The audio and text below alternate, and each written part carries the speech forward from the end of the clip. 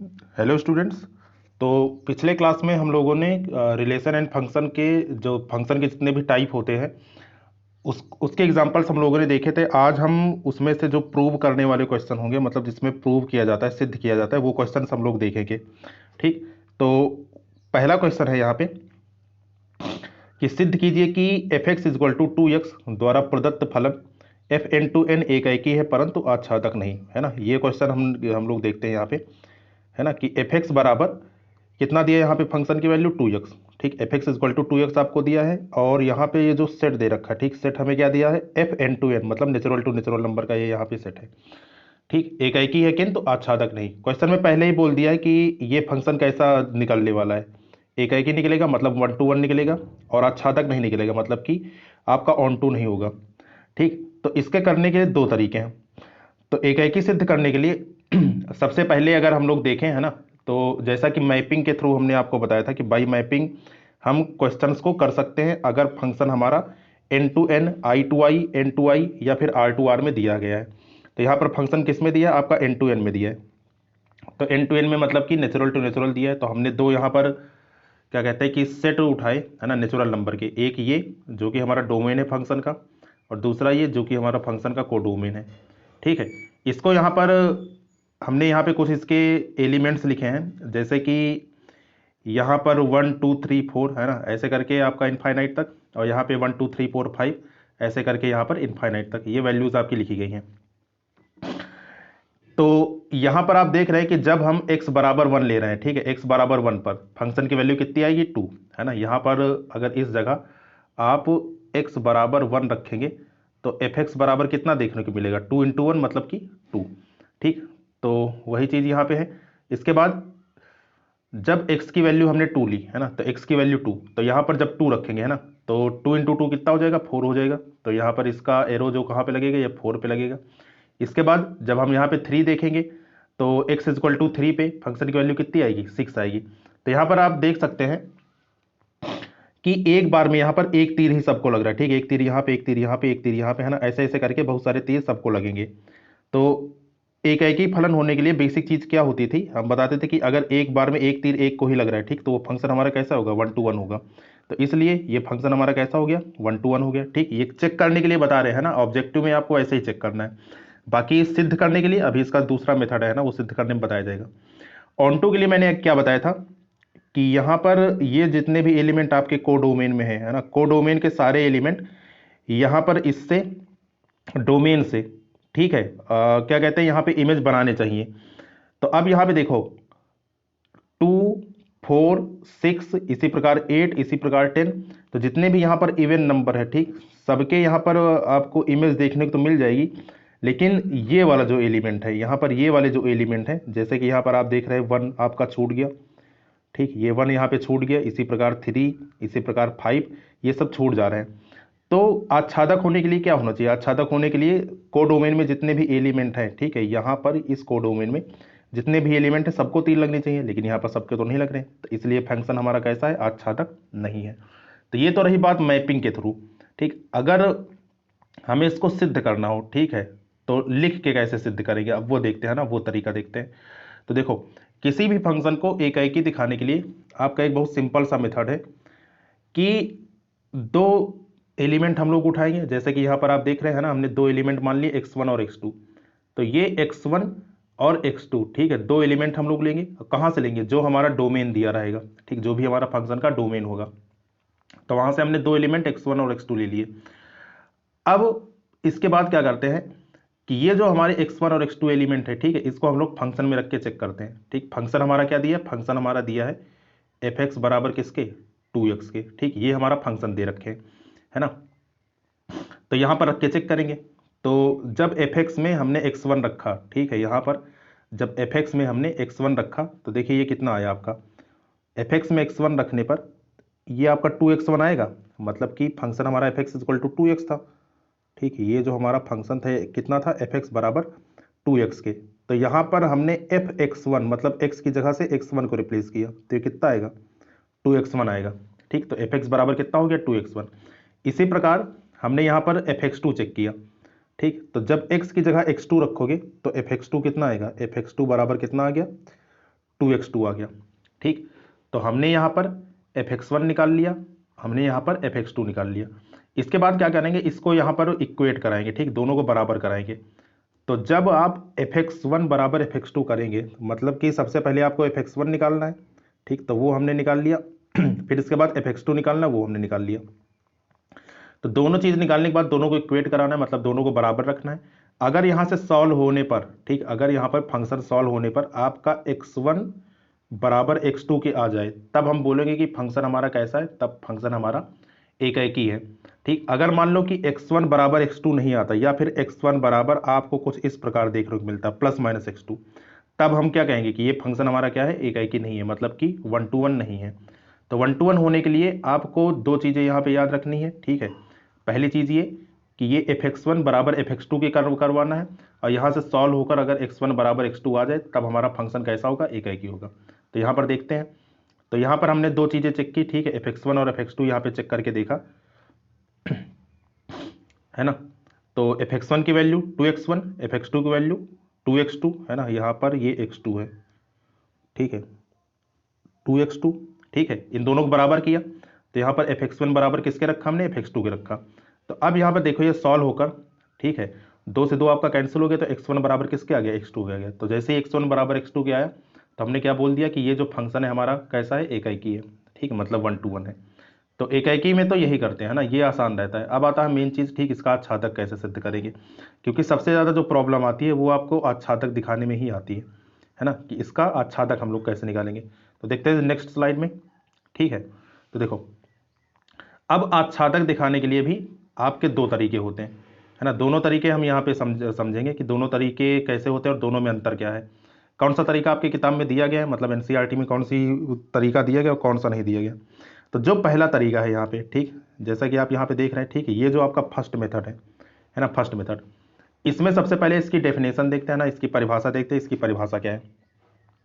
तो ये तरीका क्या कह रहा है कि अगर कोई फंक्शन fx2y का मतलब क्या हुआ, x यहाँ पे इस फंक्शन की डोमेन है और y क्या है, कोडोमेन है, मतलब x आपका प्रांत हो गया और y क्या हो गया, सह प्रांत हो गया। ठीक है, आच्छादक कहलाता है यदि f के अंतर्गत y का प्रत्येक अवयव, ठीक है, y मतलब इसका प्रत्येक अवयव क्या बनेगा, तो y का प्रत्येक अवयव आपका क्या बनेगा, कोडोमेन, है ना। y का प्रत्येक अवयव मतलब कि कोडोमेन बोल रहे हैं, है ना, क्योंकि इधर वाला क्या होता है, कोडोमेन होता है। तो यहां पर, ठीक है, y का प्रत्येक अवयव x के किसी न किसी अवयव का प्रतिबिंब होता है। तो x का कोई ना कोई अवयव, मतलब कि देखो x यहां पर ये लिखा है, ठीक, अब इसका कोई ना कोई अवयव मतलब कि रेंज, है ना, फंक्शन की रेंज का प्रतिबिंब होता है। मतलब हमें यहाँ पे क्या करना है कि हमें इस मेथड में, ठीक है, कोडोमेन बराबर रेंज के दिखानी है, कि अगर हम किसी तरीके से कोडोमेन बराबर रेंज के दिखा दें, ठीक, तो हम क्या कहेंगे कि वो फंक्शन हमारा कैसा होगा, ऑन टू होगा। ये जो पहला तरीका हम लोग सीखने जा रहे हैं, ठीक, ये जो फर्स्ट मेथड हम लोग सीखने जा रहे हैं, इसका यूज हम लोग ऑब्जेक्टिव क्वेश्चन में करते हैं। जब भी हमें क्वेश्चन में ये पता लगाना हो कि अच्छा ये आपका क्या कहते हैं कि जो भी फंक्शन दिया गया है ये हमारा ऑन टू है या नहीं है, ठीक है, तो उसके लिए ये इस तरीके से हम लोग चेक करके बता सकते हैं कि हाँ भाई ये कैसा होगा। तो आपको रेंज बराबर कोडोमेन के यहाँ पे दिखानी, ठीक, ये इसकी परिभाषा होती है ना, परिभाषा के हिसाब से हमें रेंज बराबर कोडोमेन के दिखानी है।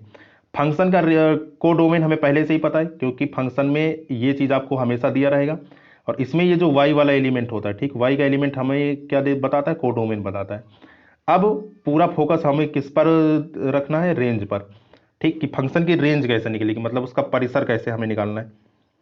तो उसको निकालने के लिए सबसे पहले रेंज क्या होती है, ठीक है, तो रेंज की अगर हम लोग परिभाषा देखें, ठीक, तो रेंज वो होता है कि x के सभी संभव मान के लिए y का जो भी मान निकलता है वो फंक्शन का रेंज कहलाता है। जैसे जैसे अगर हम y बराबर साइन एक्स की बात करें, है ना, जैसे y बराबर साइन एक्स, ये हमारा एक फंक्शन है।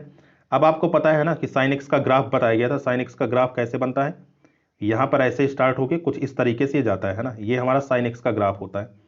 तो हमने क्या बताया कि रेंज क्या होती है कि x के सभी संभव मान के लिए, तो x का यहाँ पे सभी संभव मान क्या होगा, तो x तो कहीं से भी हो सकता है ना, तो x बिलोंग्स टू r, है ना। साइन x के लिए जो x का सभी संभव मान क्या होता है, x बिलोंग्स टू r होता है, मतलब कि सेट ऑफ रियल नंबर्स, मतलब कि अगर हम इसके डोमेन की बात करें साइन x की, तो क्या होता है, रियल नंबर होता है, ये सभी वैल्यू ले सकता है। लेकिन अधिक से अधिक ये कितना आंसर देगा, ठीक, तो वही इसकी रेंज कहलाएगी। तो अब यहाँ पे देखो इसकी मैक्सिमम हाइट जो है ना, इस कर्व की अगर हम बात करें तो इसकी मैक्सिमम हाइट ये यहाँ तक ऐसे गई है और ये मिनिमम हाइट ये यहाँ तक ऐसे गई है ना, यहाँ पर इस तरीके से ये देखो, ठीक है, ये रहा, है ना। तो ये वाली value top to top value 1 होती है और बॉटम टू बॉटम वैल्यू कितनी होती है, -1 होती है। तो यही जो ये वाली क्या कहते हैं कि मान है ना, मतलब y का ये जो मान है यही हमारा क्या होता है, यही हमारा फंक्शन का रेंज होता है। मतलब कि हम क्या बोल सकते हैं कि जो साइन एक्स की जो रेंज होगी वो कितनी होगी, वो होगी आपकी -1 to 1, है ना। तो x के सभी संभव मान के लिए जो भी y का मान निकलता है वही हमारा क्या कहलाता है, वही हमारा रेंज कहलाता है। तो अब इस क्वेश्चन में, ठीक है, रेंज देखते हैं कैसे निकलता है। जैसे कि फंक्शन हमारा क्या दिया, फंक्शन हमारा दिया f(x) = 2x, इसका रेंज कैसे निकलेगा, क्योंकि रेंज निकल जाएगा तब हम चेक करके बता देंगे कि हाँ भाई ये फंक्शन कैसा है। तो देखो अब यहाँ पे रेंज निकालने के लिए यहाँ पर साइड में मैंने कैलकुलेशन करके रखी है ना। तो रेंज देखो कैसे निकलेगा। यहाँ पर ये जो फंक्शन दिया, ठीक, पहला स्टेप रेंज निकालने क्या होता है कि जो भी फंक्शन दिया है उसको आप नोट कर लें। तो y = 2x आपका फंक्शन दिया था, है ना। ये करने के बाद x को आपको y के टर्म में निकालना है, मतलब कि x को रखना है लेफ्ट हैंड साइड में और बाकी चीज़ राइट हैंड साइड में भेज देनी है। तो यहाँ पर जब हमने 2 को इधर राइट हैंड साइड में भेजा, ठीक है, तो ये वैल्यू क्या बची हमारी, x = y/2। तो y/2, है ना। अब ये बताओ कि y/2 कैसा फंक्शन हमारा होता है, एक लीनियर फंक्शन होता है, ठीक, एक हमारा लीनियर फंक्शन, क्योंकि y की वैल्यू, y का पावर यहाँ पे कितना है, 1 है। तो ये हमारा लीनियर फंक्शन है, मतलब कि रैखिक फलन है। अब रैखिक फलन का जो भी डोमेन होता है, अब हम क्या करेंगे कि जैसे हम लोग डोमेन में निकालते थे ना कि यहाँ पर ये जो भी वैल्यू होती था ना, इसके लिए सोचते थे कि अच्छा भाई इसका संभव मान क्या क्या हो सकता है ना, कि ये कितनी वैल्यूज ले सकता है। तो देखो y तो कोई भी वैल्यू ले सकता है, क्योंकि y तो यहाँ पे ऊपर है ना, y को कोई दिक्कत नहीं, तो y सभी वैल्यू ले सकते हैं। सभी वैल्यू का मतलब क्या हो गया कि यहाँ पर हम बोल सकते हैं कि y बिलोंग्स टू क्या है, आपका कैपिटल आर है ना। y बिलोंग्स टू क्या है, कैपिटल आर है, मतलब कि y रियल नंबर को बिलोंग करता है, ठीक, पहली चीज। दूसरी चीज कि ये हमारा लीनियर फंक्शन है। अब ये चीज़ आप चाहे समझ लीजिए चाहे इसको याद कर लीजिए कि लीनियर फंक्शन के लिए जो हमारा डोमेन निकलता है वो हमें हमेशा कैसा निकलता है, रियल नंबर ही निकलता है। तो वही चीज़ यहाँ पे लिखा गया है ना, कि y/2 एक लीनियर फंक्शन है ना, इसलिए जो इसकी रेंज होगी, है ना, रेंज क्या बनेगी इसकी, r, set of real numbers, ठीक, क्योंकि ये सारी वैल्यू ले सकता है ना, इसलिए जो फंक्शन की वैल्यू होगी आपकी r होगी। अलग अलग x की हम वैल्यू रखते जाएंगे, उसी हिसाब से हमें फंक्शन का मान मिलता चला जाएगा, ठीक। तो इसकी रेंज कितनी हो गई, इसकी रेंज हमारी हो गई r। तो अब जरा देखो फंक्शन की रेंज हमें पता चल गई r है, ठीक, फंक्शन की रेंज कितना है, r है, और जबकि फंक्शन का कोडोमेन कितना है ना, कोडोमेन तो हमें यहाँ पे दे रखा है ना, जबकि कोडोमेन देख लीजिए आप कितना है, कोडोमेन यहाँ पे n है ना, फंक्शन का कोडोमेन कितना है, n है। तो वही चीज़ यहाँ पे लिखा गया कि फंक्शन का परिसर, मतलब कि इसका रेंज r और कोडोमेन कितना है, n है। देख सकते हैं यहाँ पे दोनों चीज़ बराबर नहीं है, तो अगर दोनों चीज़ आपकी बराबर नहीं है, ठीक, कोडोमेन बराबर रेंज के नहीं है, तब हमारा फंक्शन कैसा है, तब हमारा फंक्शन आपका आच्छादी नहीं है। अगर यही चीज़ बराबर आ जाती, ठीक है, यही चीज़ अगर बराबर आ जाती, मान लो r बराबर r आ जाता या n बराबर n आ जाता, तब हम बोल देते कि फंक्शन हमारा कैसा है, आच्छादक है, ठीक। तो ये तो रहा पहला तरीका। जब हम इस मेथड से, है ना, ये अभी आप समझाने में इतना टाइम लगा है ना, आपको करना क्या है यहाँ पर कि जैसे मान लीजिए कोई भी ऑब्जेक्टिव क्वेश्चन दिखा, है ना, उसमें आपको ये चेक करना है कि अच्छा भाई दिया गया फंक्शन ऑन टू है या नहीं है। तो आपको कुछ नहीं करना, सिर्फ उसकी रेंज निकालनी है ना। अगर उसकी रेंज आप पता कर ले गए तो कोडोमेन पहले से क्वेश्चन में आपको दिया गया होगा, ठीक है, फिर उस हिसाब से हम चेक करके बता सकते हैं कि हाँ भाई ये हमारा फंक्शन कैसा है, ठीक। अगर आपको सिद्ध करना हो, लिखना हो, जो कि आपके किताब में लिखा है ना एनसीईआरटी मेथड में, तो एनसीईआरटी मेथड में हमें लिखने के लिए क्या है कि लिखने का तरीका यहाँ पे दूसरा होता है ना, कि हमें दिखाना पड़ता है कि हाँ भाई ये चीज़ कैसे सिद्ध होगी, ये तरीका समझते हैं। तो सबसे पहले इसकी परिभाषा पर जाते हैं ना, कि तो इसकी परिभाषा क्या कहती है कि f(x)(y) आच्छादक कहलाता है यदि y belongs to capital Y, है ना। इस चीज को समझना, y belongs to capital Y ये क्या चीज है। y का मतलब है ना, स्मॉल y जो यहां पे लिखा है, ठीक है, देखिए स्मॉल y जो यहां पे लिखा है इसका मतलब हमारा होता है रेंज, ठीक। स्मॉल y का मतलब यहां पे क्या है, रेंज है, और कैपिटल Y का मतलब क्या है, कोडोमेन है, ठीक। तो हमने यहां पर देखिए पिछले मेथड में हमने क्या किया था कि रेंज बराबर कोडोमेन के सिद्ध किया था, मतलब रेंज बराबर कोडोमेन अगर है तब हम क्या बोलेंगे कि फंक्शन हमारा आच्छादक है।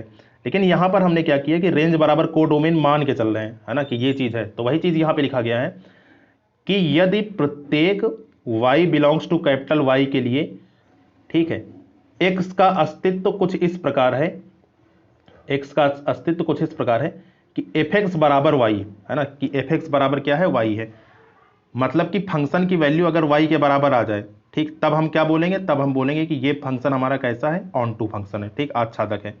समझते हैं चीज़ों को, ठीक है, एग्जाम्पल के माध्यम से। तो देखो यहाँ पे वही जो क्वेश्चन हमें दिया गया था, इसको करेंगे कैसे, है ना, ये परिभाषा सिर्फ समझाने के लिए थी, है ना, करने का तरीका क्वेश्चन मतलब कि बेसिकली यहाँ से स्टार्ट हो रहा है, लेकिन आपको ये पूरा लिखना है ना, पूरा आप लोग नोट कर लीजिएगा। तो अब यहाँ पे देखो ध्यान से, क्वेश्चन में हमें लिखा है कि ये दिया है fn में, ठीक, क्वेश्चन में आपका दे रखा है, और fx बराबर बोल दो या फिर y बराबर बोल दो, बात एक ही पड़ती है, ठीक। तो वही चीज़ मैंने लिखा है, fx बराबर या y बराबर किसके दिया, 2x के दिया है। ऑन टू निकालने के लिए पहला स्टेप क्या होता है कि x को आप लिखिए y के टर्म में, मतलब x को उठा लाओ लेफ्ट हैंड साइड में और बाकी जो कुछ भी बचे उसको ले जाओ राइट हैंड साइड में। तो पहले स्टेप में हमने क्या किया, x बराबर y अपॉन 2 लिख लिया, ठीक। अब लिखने का तरीका यहाँ पे समझना है ना कि चीज़ों को लिखा कैसे जाता है, ठीक है। तो देखो यहाँ पे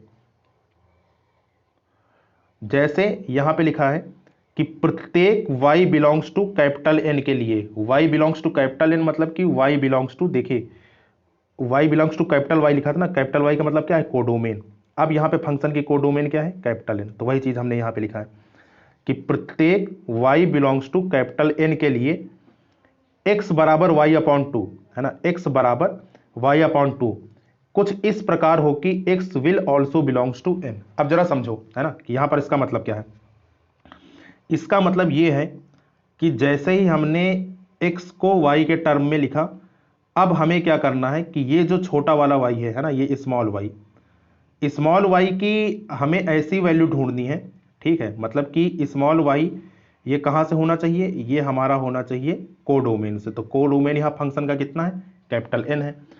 तो फंक्शन कैसा हो, देखो अब ये जो n है ना, तो y belongs to capital N मतलब कि सभी कैपिटल N के लिए जो y की वैल्यू है, ठीक है, वो किस इस प्रकार हो कि जो यहाँ से सॉल्व होकर, ठीक है, यहाँ से सॉल्व होकर जो भी मान निकले, तो x का ही मान निकलेगा यहाँ पे, वो कहाँ पर हो, वो हमारा डोमेन में हो, ठीक है, वो कहाँ पर हो हमारा, वो चीज़ हमारा डोमेन में हो।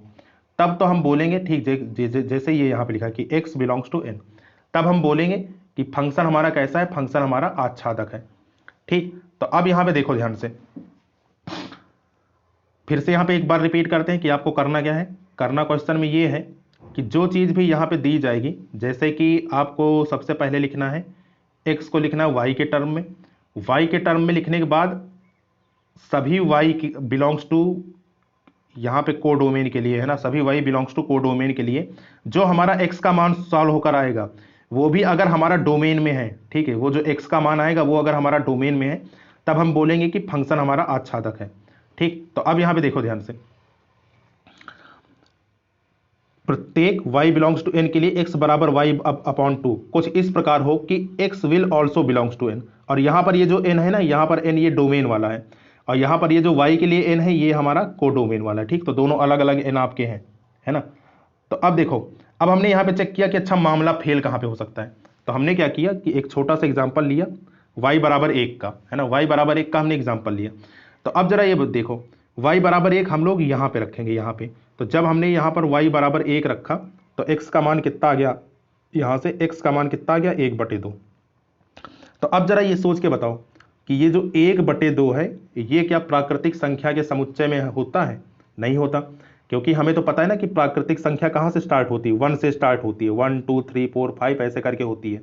तो 1/2 तो इसमें नहीं होता है ना। तो हम यहाँ पे क्या देख रहे हैं कि जो 1/2 निकला है वो आपका नेचुरल नंबर का हिस्सा नहीं है ना, मतलब प्राकृतिक संख्या नहीं है जो 1/2 है। तो वही चीज़ यहाँ पे लिखा है कि x बराबर 1/2 does not belongs to n, मतलब डोमेन का हिस्सा नहीं है। तो इसलिए 1 बिलोंग्स टू n के लिए n में, मतलब कैपिटल N यहाँ पे डोमेन में, ऐसे किसी x का अस्तित्व नहीं है ताकि fx बराबर 2x बराबर 1 हो, है ना, fx बराबर 2x बराबर 1। तो इसलिए फंक्शन कैसा है आपका आच्छादक नहीं है। ठीक, ये चीज़ यहाँ पर करनी थी। एक बार इसको रफ कर देते हैं ना, तो आपको नोट करने में दिक्कत नहीं होगी यहाँ पे।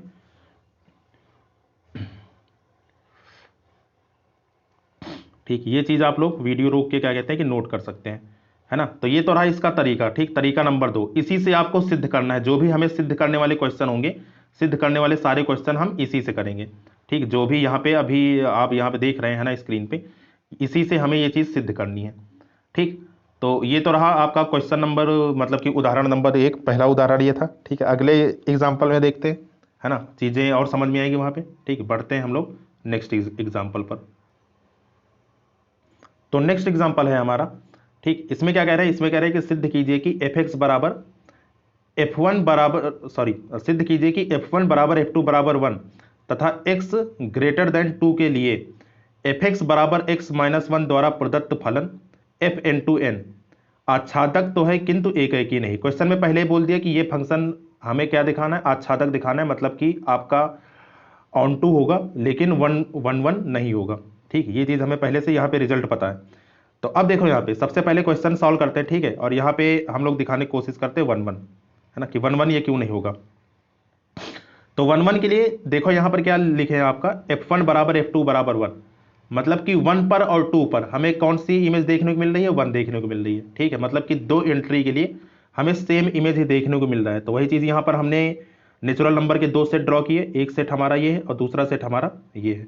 ठीक, तो दोनों सेट में देखो 1 पर और 2 पर, तो यहाँ पर 1 वाला तीर और 2 वाला तीर किसको लगेगा, 1 को लगेगा जाकर। ठीक, तो इन दोनों जगह पे ये चीज़ें आपकी क्या है, 1 को हिट करेंगी, मतलब कि सिर्फ एक को तीर लग रहा है। मैंने आपको बताया था कि 1 कब होता है, जब एक तीर एक को लगे, है ना, इस तरीके से एक तीर एक को लगे। लेकिन यहाँ पर आप लोग क्या देख रहे हैं कि यहाँ पर इस तरीके से मामला बन रहा है ना, 2 तीर एक ही जगह लग रहा है। तो अगर 2 तीर एक ही जगह लगेगा तब हमारा फंक्शन कैसा होता है, तब हमारा फंक्शन एक ही नहीं होता है। तो वही चीज़ यहाँ पे डायरेक्ट लिख देंगे, है ना, इसी का फायदा उठाकर जो यहाँ पर इन्होंने क्वेश्चन में दे रखा है कि 1 तथा 2 पर कोडोमेन में, कोडोमेन मतलब कि यहाँ पर एक ही प्रतिबिंब प्राप्त हो रहा है। कौन सा प्रतिबिंब प्राप्त हो रहा है, 1 प्राप्त हो रहा है, इसलिए फलन कैसा है, एकाकी नहीं है। तो बात तो यहीं तो खत्म हो गई, है ना, एकाकी के लिए ये इतना हो चुका है। अब बात करते हैं आच्छादक की। आच्छादक हमें पहले से पता है कि आच्छादक यहाँ पर फंक्शन है, हमें खाली दिखाना है यहाँ पे। ठीक, तो वही एनसीईआरटी वाला मेथड फॉलो करते हैं ना, लिख के जो हमने क्या कहते हैं कि सॉल्व किया था, वही तरीका हम लोग देखते हैं यहाँ पे। तो एक बार फिर से मैंने परिभाषा लिख रखी है यहाँ पे। ठीक, कि जिस तरीके से हमने आप किया था, परिभाषा क्या कहती है, एक बार फिर से देखेंगे, धीरे धीरे आपको ये याद हो जाएगा कि f(x)(y) आच्छादक कहलाता है यदि प्रत्येक y belongs to capital Y। तो स्मॉल y का मतलब कि रेंज और कैपिटल Y का मतलब है कोडोमेन, है ना। प्रत्येक y belongs to capital Y के लिए x का अस्तित्व कुछ इस प्रकार है कि f(x) बराबर किसको हो, y के। तो मतलब x का अस्तित्व आपका होना चाहिए। तो हम लोग फंक्शन में क्या मान के चल रहे हैं कि रेंज बराबर कोडोमेन के है। ठीक, और उस हिसाब से हम लोग दिखाएंगे कि ये फंक्शन हमारा कैसा होगा, ये फंक्शन हमारा आच्छादक होगा। ठीक, चलिए स्टार्ट करते हैं क्वेश्चन। तो क्वेश्चन एक बार हमने फिर से लिख लिया यहाँ पे कि फंक्शन हमारा fn(n) में दिया है। ठीक है, fn(n) में हमारा फंक्शन दिया है। अब फंक्शन हमारा क्या दिया है, फंक्शन हमारा दिया है यहाँ पे f(x) बराबर बोल दो या फिर y बराबर x माइनस 1 बोल दो। ठीक, तो ये चीज़ आपको दिया है। पहला स्टेप मैंने आपको ये बताया था कि x को हमें लिखना है किसके टर्म में, y के टर्म में। तो x बराबर हमने कितना लिख लिया, y प्लस 1, माइनस 1 को इधर भेजा तो ये प्लस 1 हो गया, तो x बराबर कितना हो गया, y प्लस 1 हो गया। ठीक, तो हम क्या करेंगे कि अगर y के सभी मान के लिए, ठीक, अगर प्रत्येक y बिलोंग्स टू n के लिए, n मतलब कि कोडोमेन, ठीक, अगर प्रत्येक y बिलोंग्स टू कोडोमेन के लिए x का अस्तित्व है, मतलब कि x भी आपका डोमेन में है, ठीक है, तब हम बोल देंगे कि फंक्शन हमारा कैसा, फंक्शन हमारा 1 है, सॉरी ऑन टू है।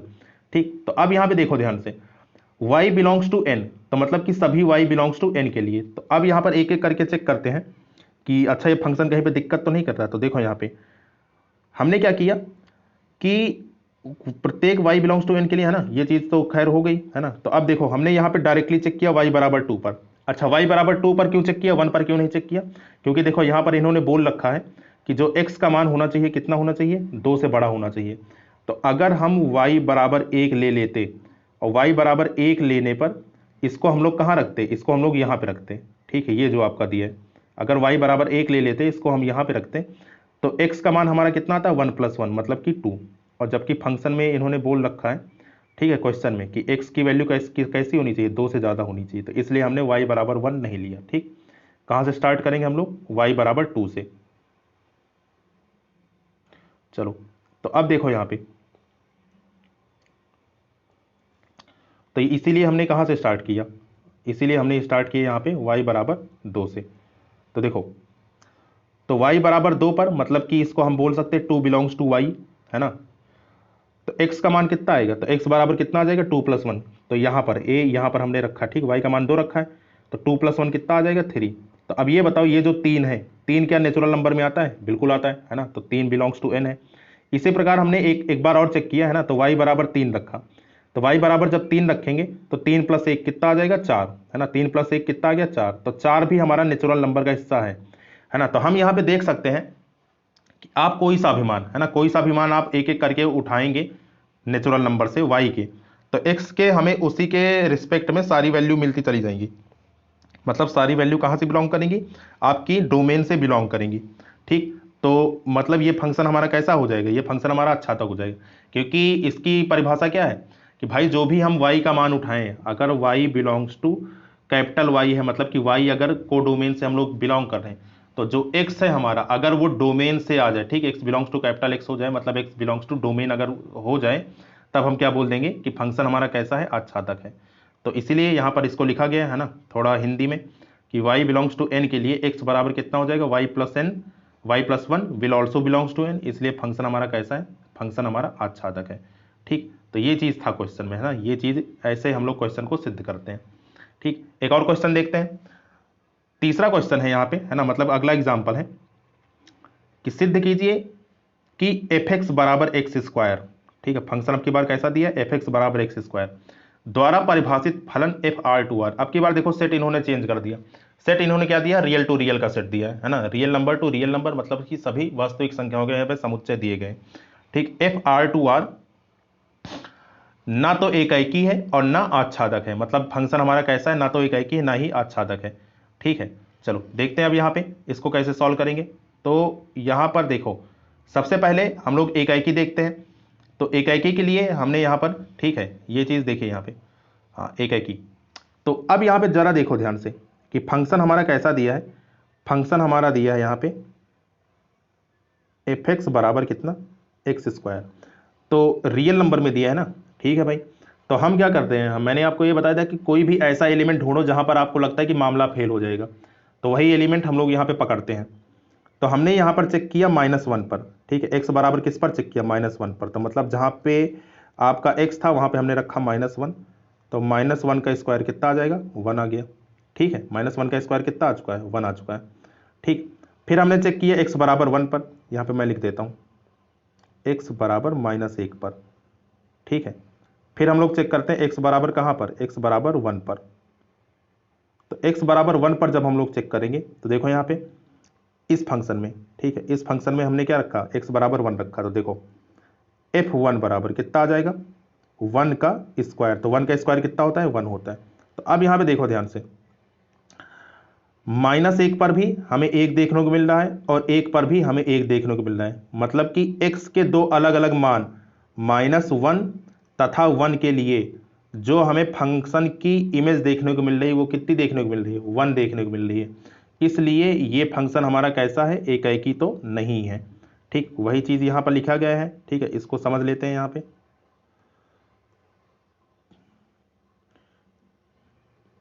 ठीक, चलो देखो अब ये चीज़ जो तीर से मैंने समझाई है ना, इसको जरा देखना ध्यान से कि -1 पर, ठीक है, और 1 पर, ये दोनों जगह कहाँ पर लग रहे हैं, ठीक है, 1 को लग रहे हैं यहाँ पे। ठीक, 1 को ये हिट कर रहा है, तो इसलिए फंक्शन हमारा कैसा होगा, एकाएकी नहीं होगा। ठीक, तो वही चीज़ यहाँ पे लिखी है कि -1 पर तथा 1 पर कोडोमेन में, ठीक है, कोडोमेन मतलब कि यहाँ पर, है ना, कोडोमेन में एक ही प्रतिबिंब है, मतलब कि f-1 बराबर f1 बराबर किसके, 1 के, तो इसलिए फंक्शन हमारा कैसा है, एकाएकी नहीं है। ठीक, ये चीज़ है। अब बात करते हैं आच्छादक की, ऑनटू। ऑनटू के लिए क्या है, परिभाषा एक बार फिर से यहाँ पे देख लेते हैं ना। परिभाषा हमारी क्या थी, परिभाषा हमारी ये थी कि f(x2y) आच्छादक कहलाता है यदि प्रत्येक y बिलोंग्स टू y, मतलब कि रेंज बराबर को डोमेन के लिए, ये चीज हम लोग मान के चलते हैं, x का अस्तित्व कुछ इस प्रकार हो कि f(x) बराबर किसके हो, y के हो। ठीक है, अब यहां पे समझो इस चीज को। फंक्शन हमारा कैसा दिया है, फंक्शन हमारा दिया है रियल टू रियल में, ठीक, r टू r में। और फंक्शन क्या दिया है, f(x) बराबर बोल दो या फिर y बराबर x स्क्वायर बोल दो, बात तो एक ही पड़ी। तो पहला स्टेप मैंने क्या बताया था कि आपको लिखना है x किसके टर्म में, y के टर्म में। तो स्क्वायर जब उधर जाएगा तो क्या बन जाएगा, अंडर रूट बन जाएगा। ठीक, यहाँ पे प्लस माइनस अभी हम नहीं लेते, खाली प्लस वैल्यू लेकर चल रहे हैं। तो x बराबर कितना बन गया, अंडर रूट y बन गया। ठीक, फिर हम लोग क्या करते हैं, फिर हम लोग ये चेक करते हैं कि y के संभव मान, है ना। तो यहाँ पे देखो, फिर हम लोग चेक करते हैं कि y बिलोंग्स टू किसके लिए। अब यहाँ पे y बिलोंग्स टू हम लोग किसके लिए चेक करेंगे, r के लिए चेक करेंगे। क्योंकि r क्यों, क्योंकि अब की बार जो हमारा कोडोमेन दिया है, ठीक है, जो हमारा फंक्शन में कोडोमेन दे रखे हैं, वो क्या दिया, कोडोमेन हमारा दिया है r दिया, तो इसलिए अब की बार y belongs to capital R लिया गया। ठीक, तो y belongs to capital R के लिए x का मान कुछ ऐसा हो कि x भी हमारा, ठीक है, x भी हमारा कैपिटल R से बिलोंग कर जाए, तब हम क्या बोलेंगे कि फंक्शन हमारा कैसा है, ऑन टू है। मतलब कि y के सभी संभव मान के लिए, है ना। और y का मान कहां से होना चाहिए, जो इसकी कोडोमेन दी है, कोडोमेन क्या दिया, r दिया है, सभी, है ना, सभी शब्द यहां पे मैं यूज कर रहा हूं। तो y बिलोंग्स टू क्या कहते हैं, r के लिए, मतलब सभी y बिलोंग्स टू r के लिए जो हमारा x है वो भी हमारा डोमेन में होना चाहिए। ठीक, और डोमेन फंक्शन की क्या दिया है, r दिया है, तब हमारा फंक्शन कैसा होगा, तब हमारा फंक्शन ऑन टू होगा। अगर इतनी बातें सही है तब तो ऑन टू होगा, नहीं तो नहीं होगा। तो देखते हैं इसमें से क्या क्या चीज हो सकता है, क्या क्या चीज नहीं हो सकता, है ना। तो अब यहां पे देखो ध्यान से, ये चीज हमने लिख लिया। ठीक है, पहला स्टेप ये लिख लिया कि x बराबर किसके होता है, अंडर रूट वाई के। ये लिखने के बाद फिर वही चीज, बेसिक सी चीज जो हम लोग करते हैं क्वेश्चन में, कि प्रत्येक y बिलोंग्स टू r के लिए x बराबर रूट वाई कुछ इस प्रकार हो कि x will also belong to r। मतलब कि जो y का मान है वो r से अगर हो, है ना, सभी y बिलोंग्स टू r के लिए जो x है हमारा, वो भी हमारा अगर डोमेन से है, मतलब प्रांत से है, तब तो हम क्या बोलेंगे कि फंक्शन हमारा कैसा है, ऑन टू है। ठीक है, तो अब जरा यहाँ पे देखो, हमने एक छोटा सा एग्जांपल लिया। हमने क्या लिया कि y की वैल्यू कहाँ से उठाई, -4 पर। ठीक है, y की वैल्यू कहाँ से उठाई, -4 पर। ये हमने जानबूझ कर लिया। ठीक है, -4 ही क्यों लिया, अभी ये समझ में आएगी बात।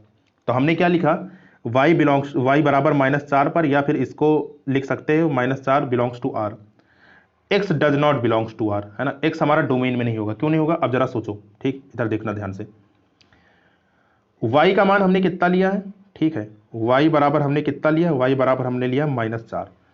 तो -4 कहाँ रखेंगे, -4 यहाँ रखेंगे ना। ठीक है, रखते हैं भाई। तो x बराबर कितना आ जाएगा, x बराबर आ जाएगा अंडर रूट में -4। ठीक, अब कक्षा 11 में ये चीज आपको अच्छे से समझाया गया है कि अंडर रूट के अंदर ना कभी माइनस नहीं आना चाहिए। ठीक है, मालूम है ये आपको। ठीक है, उसमें हम लोग सम्मिश्र संख्या में सीखते हैं, ठीक, कि अंडर रूट के अंदर कभी भी माइनस नहीं आना चाहिए। माइनस आने पे क्या होता है, इसकी जो वैल्यू आएगी, इसकी वैल्यू कितनी आएगी, इसकी वैल्यू आ जाएगी 2i, है ना। इसकी वैल्यू कितनी आ जाएगी, 2i। तो मतलब कि x का मान कैसा निकला, x का मान तो यहाँ पे इमेजिनरी निकल आया। ठीक है, मतलब कि ये x हमारा वास्तविक है ही नहीं।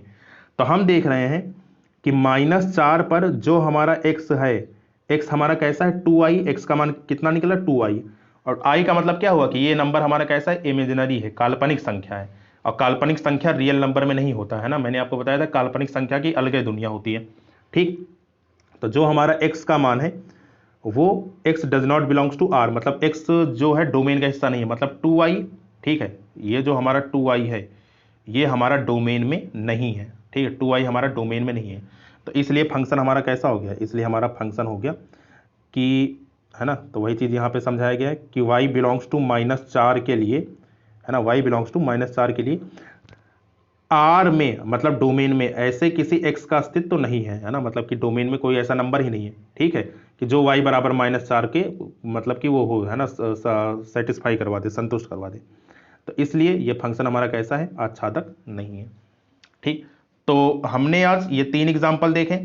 ठीक है, तो उम्मीद है कि ये चीज़ अब आपको क्लियर हो गई होगी कि, है ना, कि ये क्या कहते हैं, क्वेश्चन कैसे करते हैं, है ना। तो अब नेक्स्ट क्लास में, है ना, कुछ एग्जाम्पल और देखेंगे, शायद एक आध एग्जाम्पल और बचे हैं, और फिर उसके बाद फिर हम लोग एक्सरसाइज के क्वेश्चन सॉल्व करेंगे। ठीक, तो आज के लिए इतना ही रखते हैं, है ना, मिलते हैं नेक्स्ट सेशन में। ठीक, थैंक यू सो मच।